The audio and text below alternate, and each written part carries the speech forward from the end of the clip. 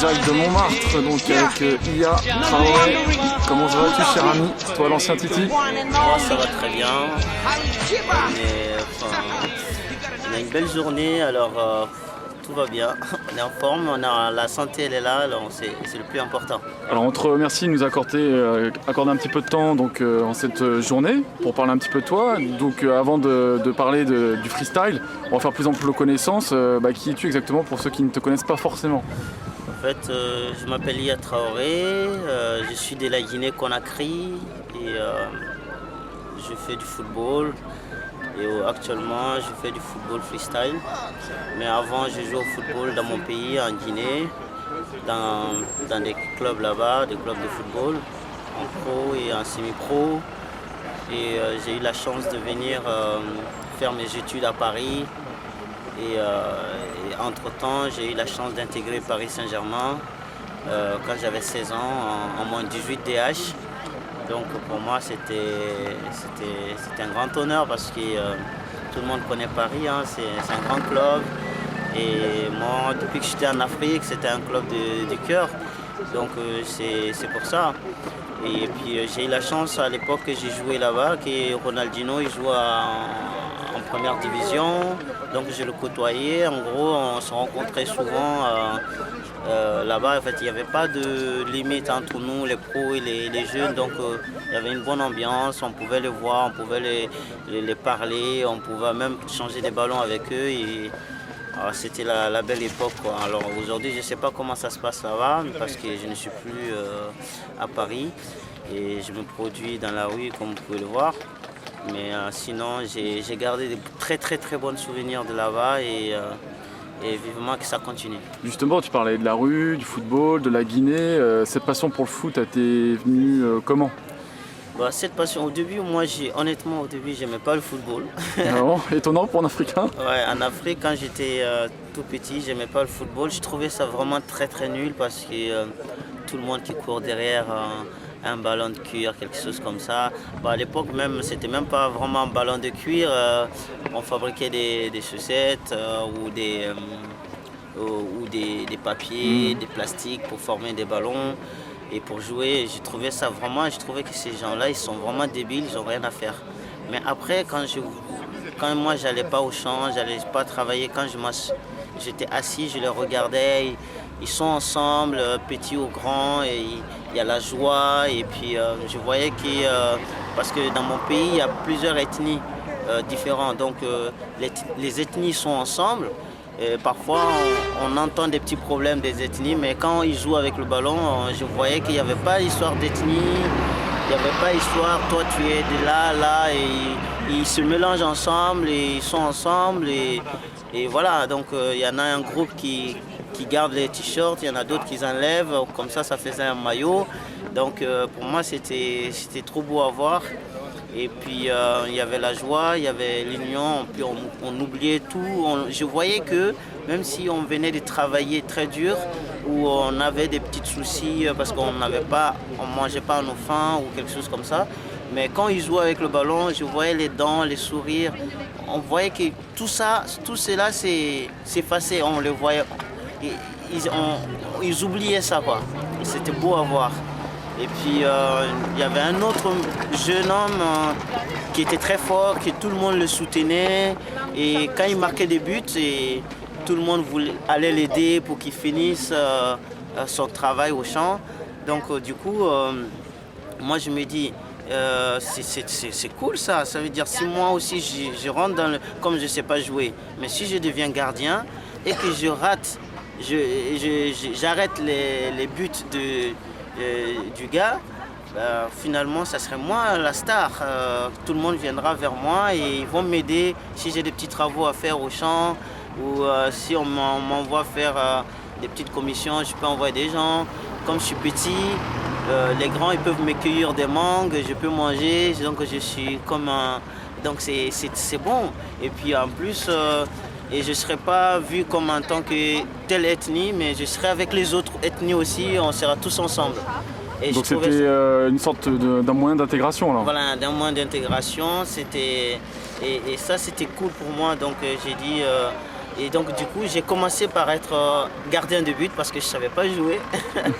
Alors chaque fois, le mec, moi j'ai dit, je voulais pas être du tout dans son équipe parce qu'il était le plus fort. Je voulais toujours être dans l'autre équipe. Chaque fois, on faisait les équipes et moi je voulais être dans l'autre équipe. Donc chaque fois il venait, j'avais déjà remarqué comment il jouait, comment il tirait ses coups francs, comment il faisait ses feintes. Et s'il faisait une feinte, c'est qu'il ne va pas marquer là, il va placer là. Donc moi j'attendais, je fais style que je suis allé vers sa feinte et je sais qu'il va forcément mettre. Je l'avais commencé à le cerner et finalement je suis devenu un bon gardien. Et j'ai arrêté beaucoup de ce but et finalement on m'a nommé en tant que Sabala. On m'a donné un surnom d'un ancien gardien qui a fait un accident pour l'hommage de ce gardien qui était très bon. Je crois que c'est des Mozambique, quelque chose comme ça. Ils ont fait l'accident en allant à une compétition sportive africaine. Donc du coup j'étais très très content. Et de ce surnom parce que c'était un hommage de quelqu'un qui est décédé. Et puis apparemment, moi je ne l'ai pas connu, apparemment c'était un très très bon gardien. Donc apparemment toi aussi bon gardien, mais on t'a plus découvert en tant que joueur de champ au PSG. Voilà, oui, mais du coup quand je suis allé dans la capitale pour continuer mes études, c'est là j'ai intégré un petit club là-bas et de temps en temps ça m'arrivait de tirer de but et ça marquait carrément dans l'autre but parce que voilà, on n'avait pas un grand champ, c'était pas un grand champ, un grand football normal, donc j'avais vraiment de la puissance avec mon petit taille et donc c'était excellent et voilà, donc finalement on m'a mis en tant que défenseur. Et au fur et à mesure que les années passaient, les autres grandissaient plus que moi. Donc j'étais un peu plus petit pour être défenseur. Donc ça m'arrivait de dribbler tout le monde, de quitter en défense jusqu'à l'autre côté du but. Je driblais tout le monde et j'allais marquer. Et puis je revenais me replacer en défense. Finalement, l'entraîneur m'a dit qu'il ne veut pas me mettre en défense. Il m'a mis en tant qu'attaquant. Mais le problème, c'est qu'en attaquant, ils avaient des attaquants qui étaient très forts, qui étaient titulaires déjà. Et moi, je jouais presque pas. Et c'était un peu décevant à la fin. Je venais tout le temps à l'entraînement j'étais à fond dans le football, mais les autres ils venaient pas, ces attaquants titulaires ils venaient de temps en temps. Mais quand il y a les grandes compétitions, comme ils ont plus d'expérience que moi, ils sont plus connus dans le quartier que moi, ils les titularisaient tout de suite. Et avec cette frustration que je venais à l'entraînement et que je n'étais pas titularisé, du coup je suis parti du club. Et je me suis retrouvé dans la rue encore là-bas. Mais j'ai travaillé très dur pour m'acheter ma propre ballon. Je crois que j'ai fait 6 mois. Je travaillais, je faisais des petites commissions. Je faisais des petites commissions des personnes âgées et des gens qui j'aidais les gens. Je vendais des trucs sur ma tête pour m'acheter mon ballon. Mais je ne disais pas à ma famille ou quelque chose parce que moi mon but c'était, j'avais fait les calculs. Si je gagnais au moins, ça faisait 1 centime ou 2 centimes à l'époque de mon pays par jour. Et pendant 6 mois, je sais que je pouvais, si je fais ça tous les jours, je pouvais obtenir mon vrai ballon de cuir. Parce que j'ai vu que dans les magazines, parce qu'à l'époque, je n'avais pas vraiment touché un vrai ballon cuir. Et je fouettais dans les magazines, j'avais vu les prix. En France, c'était impossible. Et puis là-bas, il y avait des petits ballons en cuir en occasion que je pouvais me procurer, mais en travaillant pendant 6 mois. Et ainsi de suite, j'ai pas lâché, j'ai travaillé tous les jours. J'avais une seule chose dans ma tête, c'est d'avoir mon propre ballon à moi, d'être avec mon propre ballon tous les jours et en cuir. Et parce que maintenant je suis quitté au club et voilà. Donc j'ai travaillé, je me suis fait une petite équipe avec mes potes. Je jouais avec les enfants des jeunes qui avaient 5 ans, 6 ans, 7 ans parce que je pouvais les dribbler facilement, je pouvais les mettre de gauche à droite, faire les feintes. Ils étaient un peu plus petits que moi aussi. Donc j'avais une facilité maintenant de faire, c'était pour moi comme si c'était des personnes pour m'entraîner. Et finalement un jour il y a 2 joueurs qui sont 2 ou 3 joueurs ou quelque chose comme ça de mon club qui c'était des passages et ils m'ont vu avec mon ballon cuir Ils ont voulu jouer avec moi, que je les passe pour qu'ils jouent un peu avec.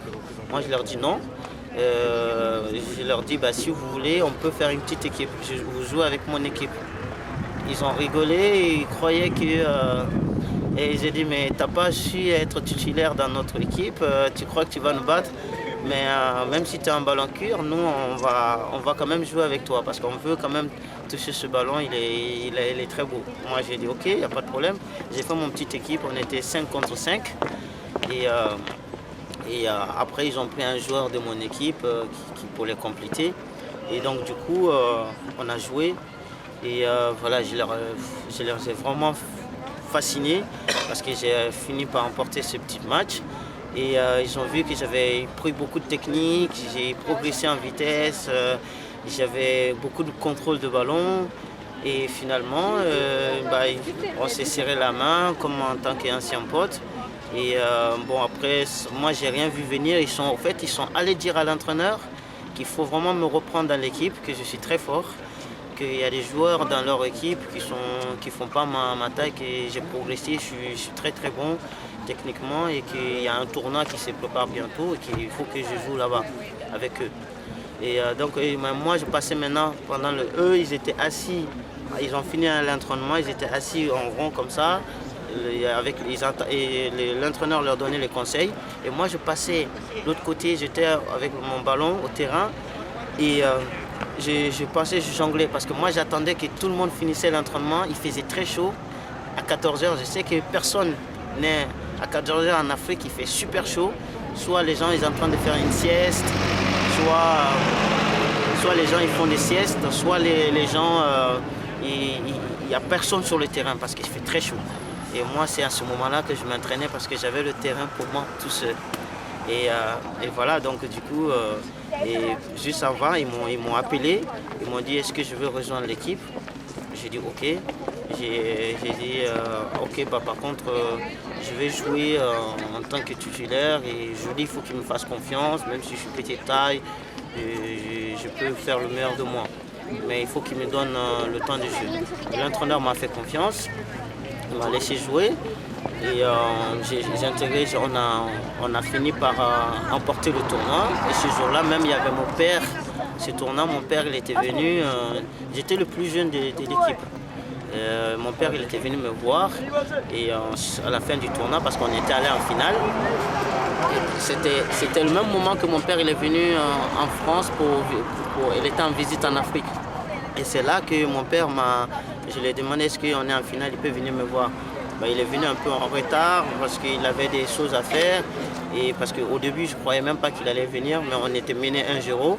Mais quand je l'ai vu sur le terrain, j'étais tellement content que finalement j'ai fait 2-3 crochets et, à plus de 35 mètres, j'ai frappé comme ça. D'habitude j'ai pas l'habitude, je dribble toujours à côté du surface de la réparation, je tire ou je rentre dans la surface. Mais là, c'était la première fois, j'ai tiré si loin parce que j'avais la patate, je ne me contrôlais plus.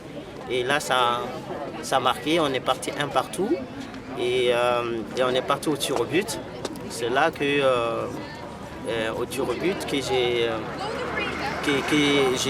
parce que j'avais peur de rater le tir au but. J'avais peur de ma puissance ou quelque chose comme ça. Mais l'entraîneur m'a pris, il m'a dit tu seras le dernier à tirer. Et donc du coup, j'ai voulu aussi être le dernier. Et finalement, tout le monde a marqué. Et eux, ils ont raté un penalty. Donc si je marquais, c'était la victoire. Si je ratais, et voilà. Et quand j'ai marqué, quand c'était mon tour, j'ai marqué.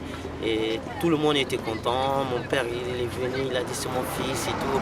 Et c'est la première fois que je voyais mon père, il était fier de moi.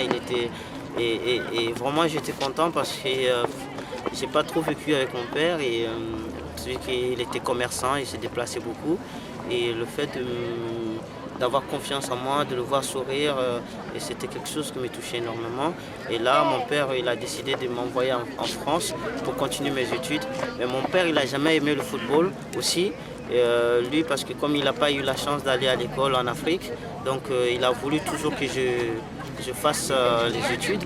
Donc du coup, il m'a dit par contre, je vais t'envoyer en France, mais ce ne serait pas pour le football, ça serait pour les études. Et donc c'était notre deal. Et moi j'ai dit ok,